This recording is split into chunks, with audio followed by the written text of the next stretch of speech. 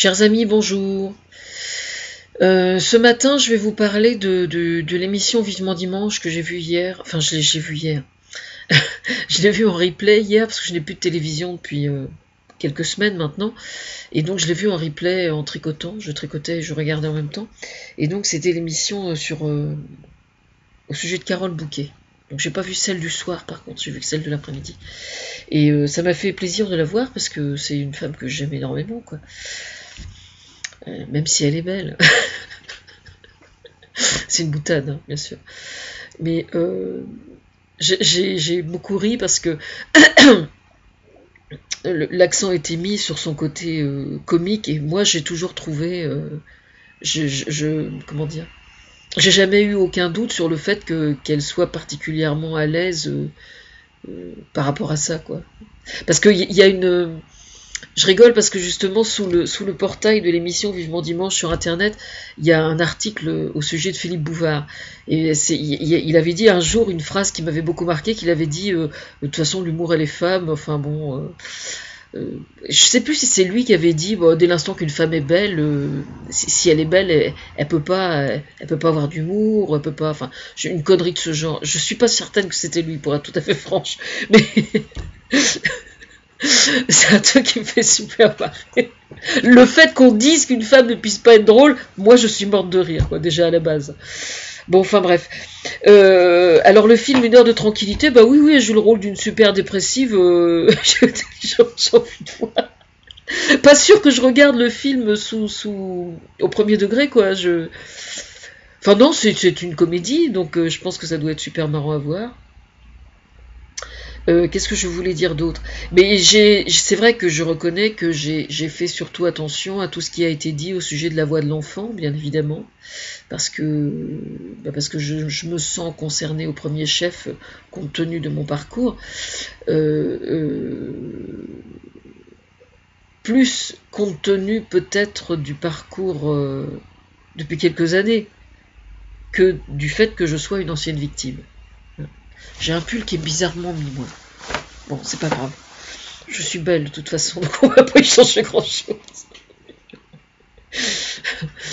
Qu'est-ce que je voulais dire d'autre? Oui, la voix de l'enfant, oui, ben oui, bien sûr, elle fait un travail extraordinaire par rapport à l'enfant. Mais j'ai été particulièrement, comment dire, j'ai été particulièrement sensible à la phrase qui a été dite, étant donné que Carole parvient à faire trembler les murs du ministère de la Justice. Eh bien, je ne saurais trop lui recommander de le faire à mon intention au sujet de ma tutelle, alors. Franchement, ça serait sympa, hein. Je trouverais ça, mais alors, comment dire, ça sera une excellente entrée en matière de collaboration, vraiment. Bah oui, parce que je commence à en avoir un petit peu ras le cul, quoi, hein, sur votre aspect. Ça commence à bien faire, quoi, hein, le coup du cobaye, ça va, quoi. Bon, qu'est-ce que je voulais dire? Oui, j'ai vu ce qui a été dit au sujet de la région d'Italie dont elle parle, qu'elle habite. J'ai trouvé ça super intéressant. Et donc oui, j'avais entendu effectivement que ça venait d'être classé au patrimoine de l'humanité. Je trouve ça super interpellant. Mais quand elle dit toutes ces zones-là, c'est devenu à l'abandon, il n'y a plus personne qui habite et c'est dommage, etc. Je suis parfaitement d'accord. Le problème, c'est que très franchement, derrière mon ordinateur tel que je suis là, je peux pas faire grand-chose, quoi. Je veux dire, moi, c'est vrai que j'arrive à défoncer des portes que personne n'arrive à défoncer, que j'arrive à mobiliser des énergies que personne n'arrive à mobiliser, je suis parfaitement d'accord, mais j'en suis pas, tel que je suis muselé là d'une certaine façon, sous tutelle, à devoir rendre des comptes toutes les 2 heures à qui vous savez, je peux pas faire grand chose, quoi. Je veux dire, quand des personnes délaissent une région, quand une agriculture se désintéresse d'une région, il existe effectivement des moyens de la rebooster économiquement. Et moi, c'est quelque chose, je considère que c'est très probablement l'une de mes missions principales, que de redonner vie à des zones géographiques qui sont complètement délaissées. Si elles n'ont pas été entièrement détruites par l'industrie agricole, c'est tout à fait faisable. Malheureusement, il y a bien des zones partout sur la planète qui sont devenues de véritables déserts mortifères parce que c'est l'industrie agricole qui a entièrement bousillé le sol, entièrement bousillé le terroir, etc., etc. Mais là, moi, je suis pas, je veux bien que j'ai beaucoup de capacités dans le domaine, mais pas à ce point-là, quoi. Bon, là-bas, c'est pas le cas, hein, on est bien d'accord. Mais pour en revenir à cette notion de patrimoine de l'humanité, moi j'ai demandé déjà à l'ONU, parce que je crois que c'est au sein de l'ONU que ça se passe, de l'UNESCO pour être précise, l'UNESCO étant la partie culturelle de l'ONU, enfin en schématisant un petit peu, moi je voudrais qu'il y ait certaines zones de la planète qui soient classées monuments de l'humanité, comme ça justement, parce que c'est un moyen de passer au-dessus des pays en question pour empêcher que les multinationales ne viennent se les accaparer. Voilà. Parce qu'on peut compter sur des chefs d'État, sur la coopération de certains chefs d'État, ça je suis parfaitement d'accord. L'Italie, je pense pas que ça poserait de problème, bien au contraire. Sauf que aujourd'hui, le problème réside dans le fait que beaucoup de multinationales, par définition, parce qu'elles sont multinationales, préemptent, ont une politique qui préempte sur le désir réel des gouvernants. Donc on a l'exemple en France aussi, hein, je veux dire avec EDF, GDF par exemple qui est en train de foutre la merde et de bousiller tout ce qui est extraordinaire en forêt amazonienne.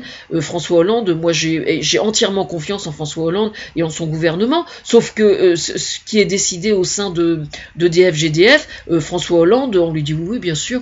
Le problème c'est qu'au niveau de la loi internationale est faite de telle sorte que les dirigeants des grands groupes multinationaux passe outre le désir des décideurs dont est issue l'entreprise. Hein. Aujourd'hui, vous avez EDF, GDF qui a son siège social dans un paradis fiscal pour pas payer d'impôts, quoi. EDF, GDF, entreprise française. C'est intéressant, hein, comme point de vue, hein, franchement. Hein. Évidemment. Et quand ils reçoivent Sonia pour se donner bonne conscience, ils disent « Ah ben vous savez, nous, là, si on est en forêt amazonienne, c'est parce que Madame Dilma Youssef, elle veut bien, hein. » Voilà, et puis Sonia, elle est repartie chez elle, quoi. Alors non, moi je suis désolée, voilà. Alors c'est pour ça qu'il faut utiliser, il n'y a que l'ONU qui puisse nous aider véritablement. Enfin, un des moyens, c'est que le fait de classer certaines zones au patrimoine de l'humanité, justement interdise à ces multinationales d'interagir. Ça ne signifie pas que ces zones protégées ne puissent pas être rentables. Elles peuvent parfaitement être rentables, mais elles peuvent être rentabilisées dans un contexte de respect de la faune, de la flore et donc des Indiens. Moi, j'ai déjà travaillé avec Planète Amazon pour proposer certaines solutions vis-à-vis des Indiens d'Amazonie. Bon, j'ai pas à détailler parce que ce serait beaucoup trop compliqué, quoi. Mais c'est un travail que j'ai fait à l'écrit et qui leur a été communiqué. Voilà. Je compte sur la collaboration de certains laboratoires pharmaceutiques notamment, et puis aussi certains laboratoires de cosmétiques aussi, L'Oréal, etc. quoi, qui sont tout à fait partants visiblement. Mais évidemment ça peut pas se faire dans la précipitation. Mais comme c'est quand même une idée que j'ai sortie il y a plus d'un an, je pense qu'il y a des choses qui avancent. Il y a aussi le moyen comment dire, de punir physiquement les dirigeants des multinationales. Je dis bien punir physiquement, j'entends par là emprisonnement, et pas amende évidemment, pour crime d'écocide, tout simplement. Hein. Tiens, pendant que j'y suis, je passe un peu du coq à l'âne, là, je suis désolée. Au sujet de l'obsolescence, de l'électroménager et tout ça, il apparaît que quand on veut réparer un truc qui est en panne, il n'y a jamais de vis pour pouvoir démonter, etc. Il y a une tendance aujourd'hui de plus en plus, avec comment dire, la reconnaissance de la nécessité absolue de prendre en compte l'écologie. Je dis bien de prendre en compte, la reconnaissance de prendre en compte la nécessité de l'écologie, ça n'est pas une mode. Hein, c'est pour ça que je précise. Ça n'est pas une mode, l'écologie, c'est juste quelque chose d'absolument vital sur lequel repose entièrement le devenir de l'humanité. Donc c'est pas une mode, c'est tout sauf une mode. Et donc il y a plein de gens de bonne volonté à qui on apporte des trucs à réparer, puis ils disent bah oui mais on peut pas parce que regardez il n'y a pas de vis, il y a pas. Alors c'est un écocide pour moi ça, effectivement, c'est un crime d'écocide de la part d'un fabricant d'électroménager que le truc soit conçu pour être balancé au bout de quelques années et ne puisse pas être réparé, c'est un écocide. Pour moi, ça ne fait absolument aucun doute. Parce que il faut savoir que dans un réfrigérateur, dans un micro-ondes, vous avez des métaux rares, vous avez des terres rares. Dans les iPhones, les ordinateurs, les téléphones portables, alors là, je ne vous dis pas, c'est carrément la catastrophe. Voilà, ce sont des écocides. Hein. Alors ça fait absolument aucun doute. Voilà. Alors là, c'est pareil, il y a une loi qui doit sortir aussi. Ça se passe au niveau international, tout ça se passe au sein de l'ONU. Alors j'ai lu un article intéressant sur la Corée du Nord, là, au sujet de l'ONU, et il faut absolument soutenir l'ONU partout dans le monde. C'est extrêmement important de soutenir l'ONU. Monsieur Ban Ki-moon, moi c'est quelqu'un en qui j'ai vraiment énormément confiance et qui me fait souvent rigoler par des détails que j'ai entendus, qui me fait beaucoup. J'aime beaucoup quand il est en t-shirt en train de défiler dans une manifestation internationale en t-shirt. Monsieur Ban Ki-moon est nettement plus sexy que quand il est en costume, je tiens à le préciser. Bah oui, je ne vais pas m'empêcher de sortir des conneries, hein, je suis désolée, la nouvelle année. Alors je vais vous expliquer, en fait, j'avais envie de faire un super gag ce matin. Et j'ai juste un énorme problème, c'est qu'il me faut absolument un masque de souris et je n'ai pas réussi à le fabriquer. Et donc, à cause du fait que je n'ai pas réussi à fabriquer mon masque de souris, je ne peux pas faire mon gag par vidéo interposée. Donc, je suis dans un état de frustration absolument terrifiant. Voilà.